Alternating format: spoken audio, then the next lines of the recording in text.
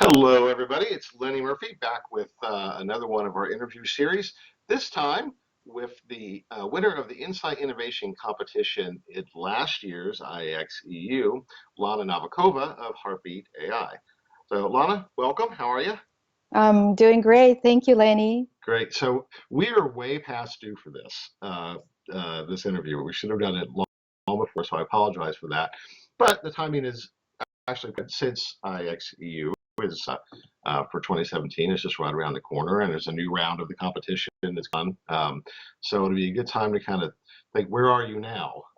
In Uh, the last year. So why don't you tell us a little bit about Heartbeat and the Heartbeat story and kind of how you got here?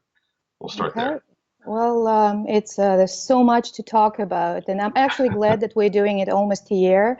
Well, it's technically a year after I applied a year ago for the competition and won it in March, because each time, we're going so fast in so many different directions, yet in a right one kind of strategic direction. So every few months something major happens, and I'm thinking, oh, I'm glad I didn't do that interview a few months ago, and now it's the best time, and then something else happens now at the best time, so now it is time. Okay, Because good. year in review in 2017, I'm thinking, year past, it's been an amazing year for Heartbeat.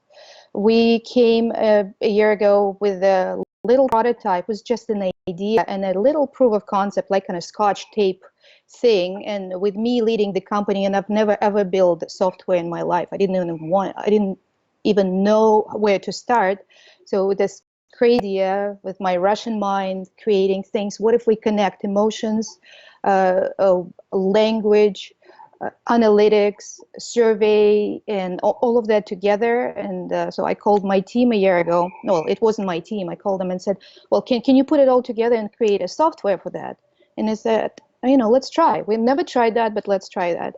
And once we tried, and we collected some very nice survey data, put it through the first prototype, and it worked.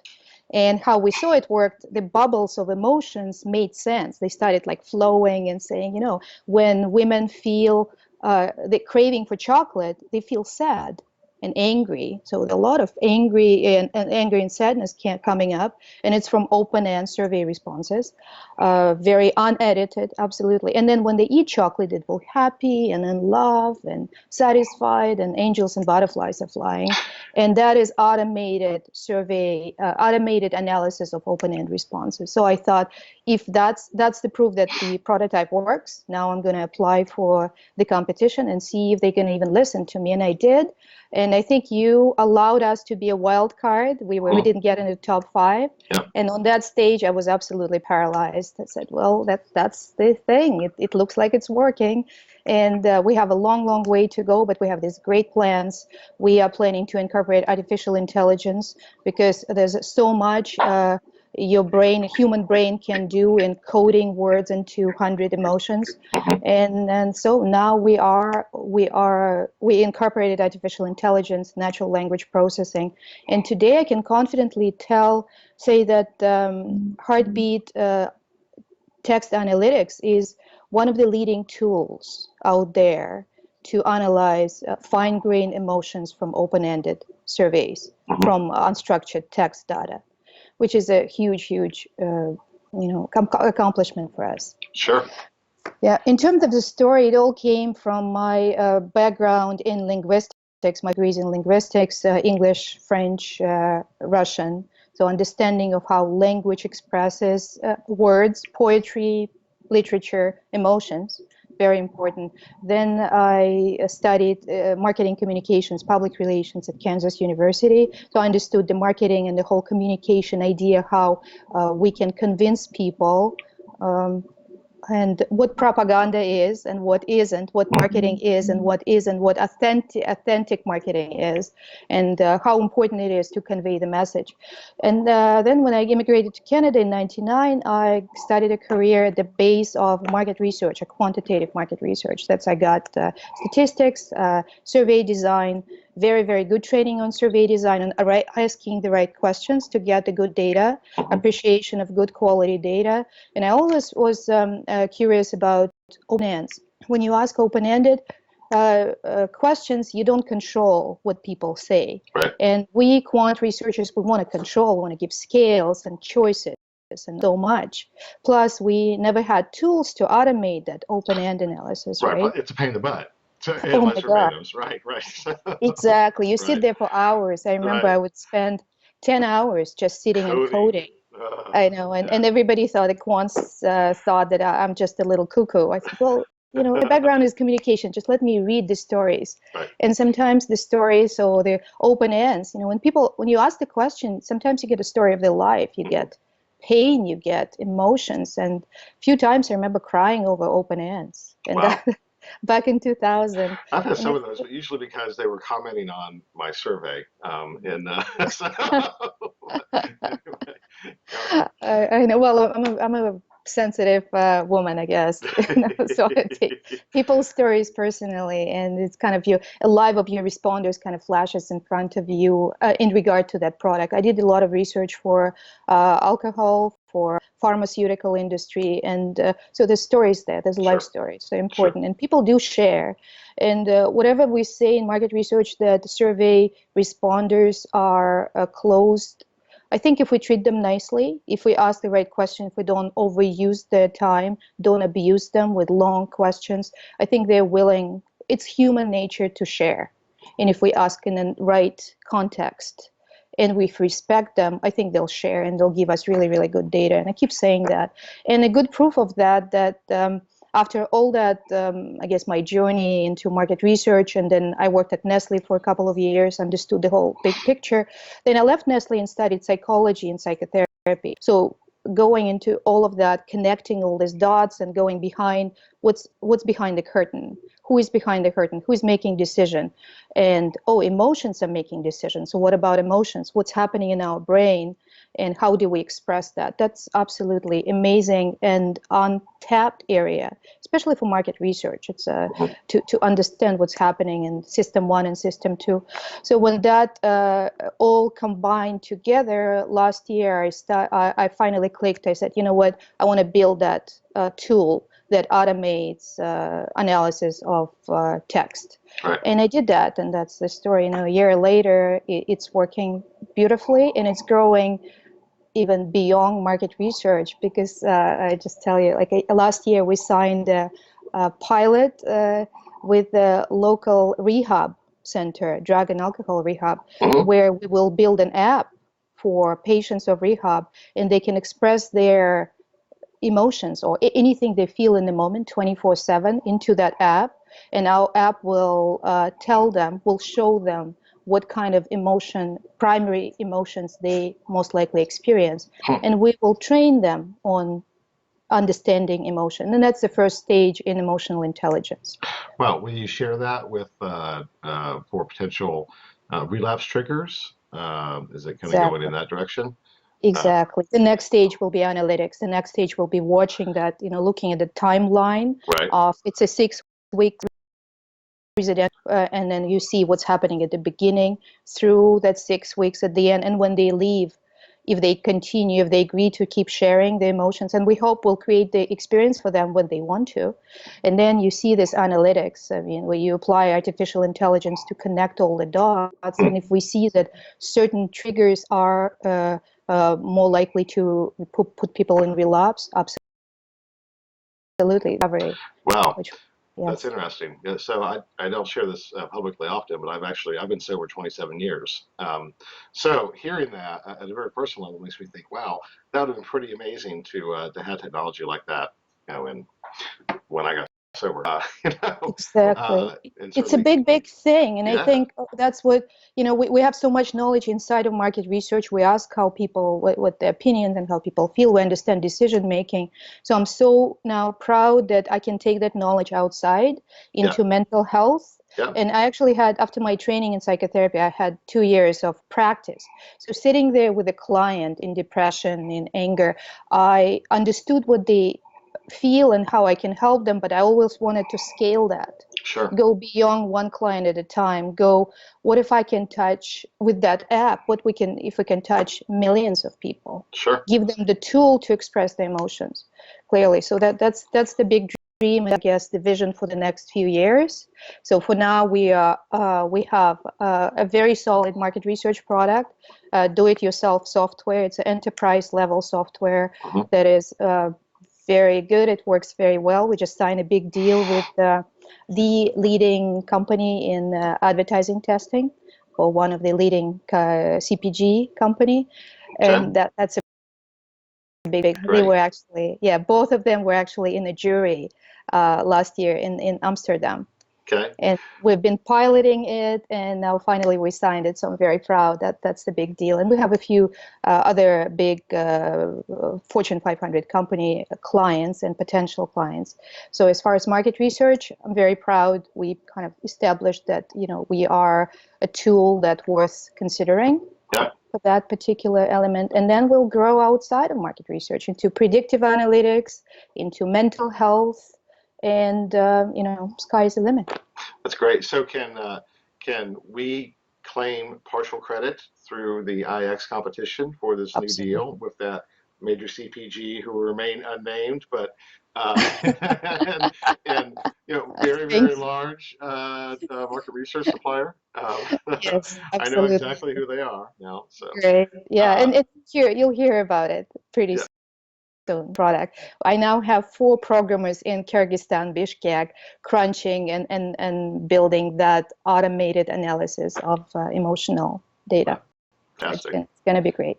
Yeah. So, one of the things, obviously, I wasn't a judge, but was paying attention to everything, all the sessions, and even during the competition phase, the way you were representing visuals, the visual output of the analysis, was something very unique and different than what other text analytics solutions were doing. Not just the depth of the insight, but also the presentation, particularly that bubble type of solution.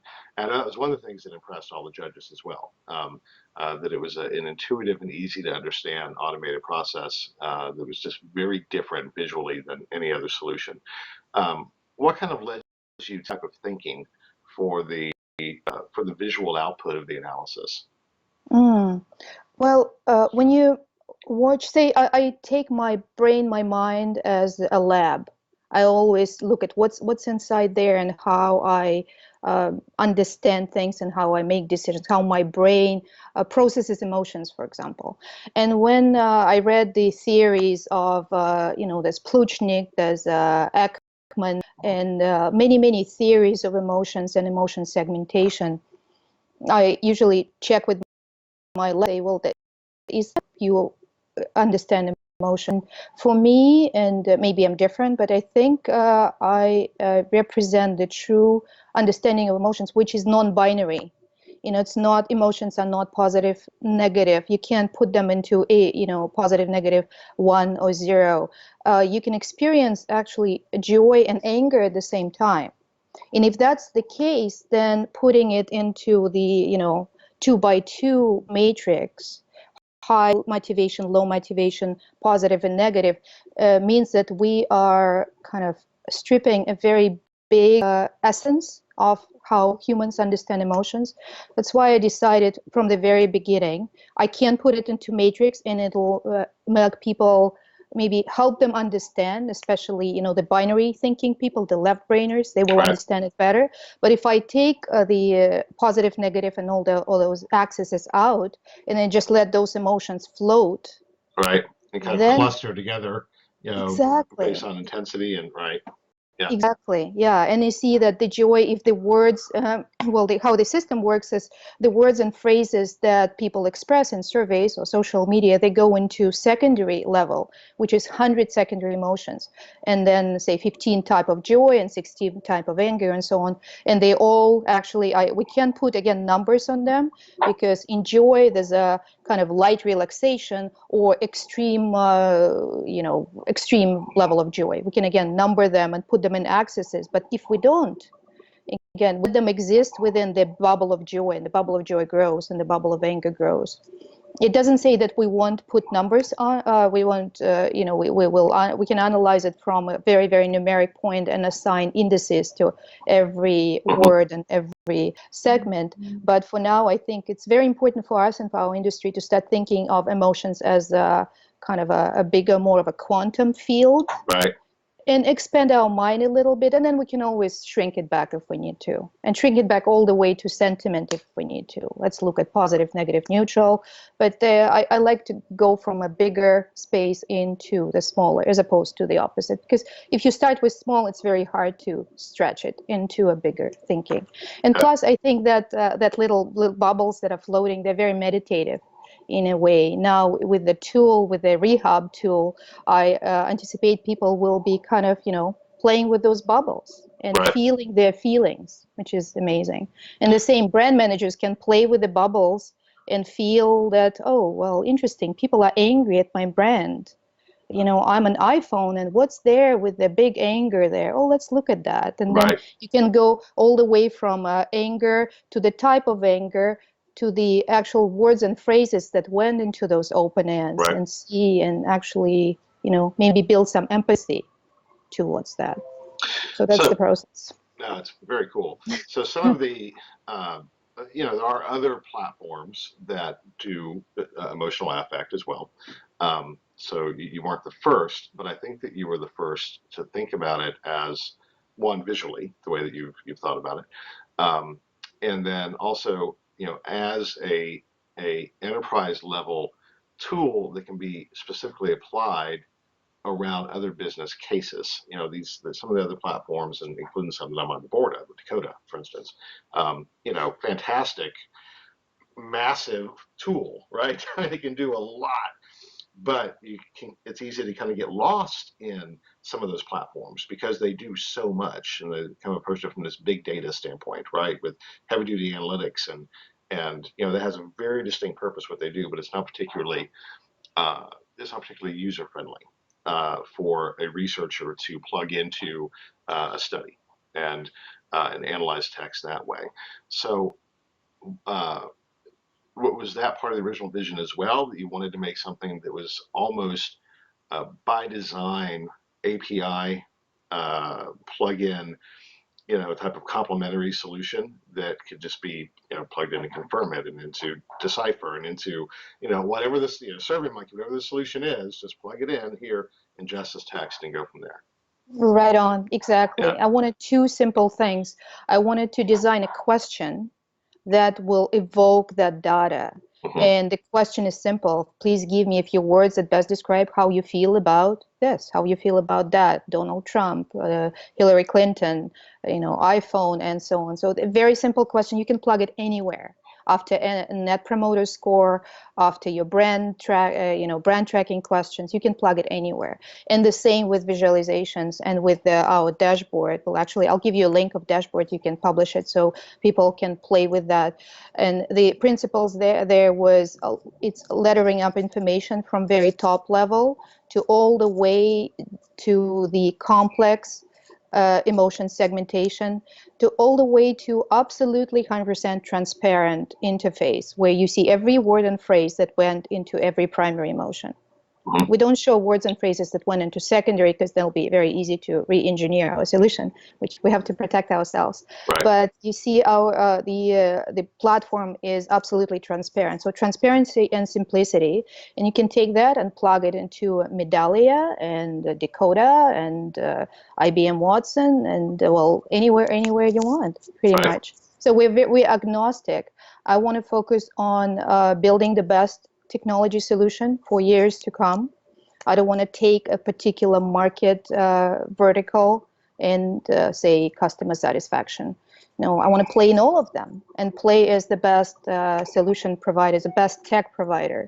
So in HR, in CX, in mental health, in virtual personal assistants, how we can fit. Sure. Not with SaaS probably, but with API, which we're launching in a few months. We're launching a full real-time automatic API solution where you can just fit it anywhere. Great. So that's the idea, agnostic, and play well with everybody. I think the world needs the win-win mindset where it's not us versus them, you versus me. It's let's find a solution where we win together. I'm very good at understanding emotions, so why don't you use that solution? Right. And then So the you're price is, open. So you're open to partnering, sorry, yeah, with competitors. Let's say Tom Anderson, right? Odin Text or other folks. If the determination is that you have something different and potentially better that augments another solution, your invitation is, hey, give us a chance. We're happy to work with you. absolutely, Because this is what we do. Okay. absolutely, yeah, Very cool. Very cool. yeah. We are at 20 minutes, and I think you and I could probably go on for quite some time talking about this, but I'm not sure that our audience necessarily has the patience to sit and listen to us for this much longer. There's two other things that I wanted to touch on. One, I will go on record here that I'd like to invite you to present at our IIeX Health event in April in Philadelphia. I think this rehab, this mental health element is incredibly interesting. It would be a really good story at that event. So look Yeah, for a follow up on thanks. that. Wonderful. Yeah, it's a great fit. And then secondly, any advice to folks that are starting out, that are maybe participating in the competition, or trying to get that get some traction, right? Get to the point where they have a success story like you. Any advice that you would give them? If it's a girl, Okay, I, fair enough. Fair I enough. was, Our I wire mentioned, friends, listen. Okay, yeah, yeah, any, yeah. if they, Andy and Kristen, this is for you. Okay. well, if it's, I'm the first woman, the only woman actually who won that competition, Yes, you are. and I don't want to go and analyze why and all that. That doesn't matter, but I think we have to, the girls, have to keep going and step up and take the stage and take the space and take the energy and take risks and go for it. And otherwise no one's going to serve it to us if we don't go on that stage and open up and say, here's what I created and here's what I believe in, and here and I'm not shy about that. So I guess that's the advice for the girls. Advice for innovators, there's a every day when you innovate, when you build something from nothing, there's this doubt in the head, that inner critic saying, who are you to build something? Well, it's been built already. And then I would read books about Steve Jobs Right. over and over and over and over again, and see, I mean, how he conquered that voice. I don't know if he ever had that voice. Maybe he didn't, but that's not the point. But how he, if the whole world telling you that maybe that's not what the world needs, you go, well, that's what I feel. I'm going to bring it to life over and over and over and over again. So it's a grit. It's the everyday, believing in yourself. And when if you don't believe in yourself, finding people who will look on you and say, I believe in you, and just keep going, keep going, keep going. Sometimes you're on your knees and you cry, and then you wake up the next day, put the makeup on, and just keep going. Yeah. That's a thing. And so what about you? What would be your advice for us innovators who come into market research? Yeah. Keep plugging. As a kind of having experienced both failure and success in launching startups, and that's been part of my story. And now the last few years, primarily focused on helping other people like you to achieve success. Then, what I've seen is just that stick to itness, right? The flexibility. I won't say that you just stick to your vision.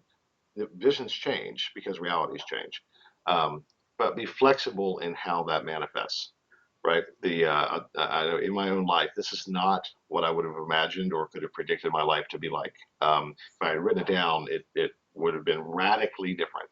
Um, but that openness to flexibility, certainly I think is the key to success. Um, and I think some of your story indicates that as well. So, Yes, yeah, absolutely. Yeah, just and the last one, you're right. Sometimes you believe it should be a certain way. I believed in the summer I needed to fundraise and get VC funding, and which we is are still always bootstrapped. tough. But you know what? I'm glad I didn't. I'm Yeah, glad I didn't. We're still bootstrapped, and we control our strategy and I control our vision, and there's some pride in the bootstrapping. in Sure. total bootstrapping. There's yeah, it's harder, but it's yeah, Yeah. there's something to it. Yeah, right, right there. We could go on and on about that. So I've done both things, and actually currently there's an internal startup in Greenbook that we're working on that you'll hear about later on. And we were trying to raise capital earlier this year, and I thought, no, let's just double down and do this ourselves. Exactly. There will come a time to raise capital, Exactly. to scale, Yeah. but it's better to do it from a position of strength than a position of of begging. Neediness. Yeah, Yes, exactly. Yeah. absolutely. And put that energy into sales, into building Right, that relationship with clients, not with VCs. right. And that's actually a better relationship long term, Absolutely. right? I have many friends in the VC community, but it is legalized loan sharking. So, I mean, truly, sure, we're going to give you, $1 million as long as we get 10 back. I mean, that's the way that works. So, Yeah. um, anyway, that's a whole other thing. Lana, this has been Great. fantastic. Thank you for taking the time. Congratulations on all the success in the past year. We love our past winners, so you will continue to be a part of IIeX and other events because you're such an inspiration in what you've done, and we look forward to talking to you again soon. Thank you. Thank you. Okay, thanks. Thank you for your time and yeah, Thank you. attention. Have a nice day. You too.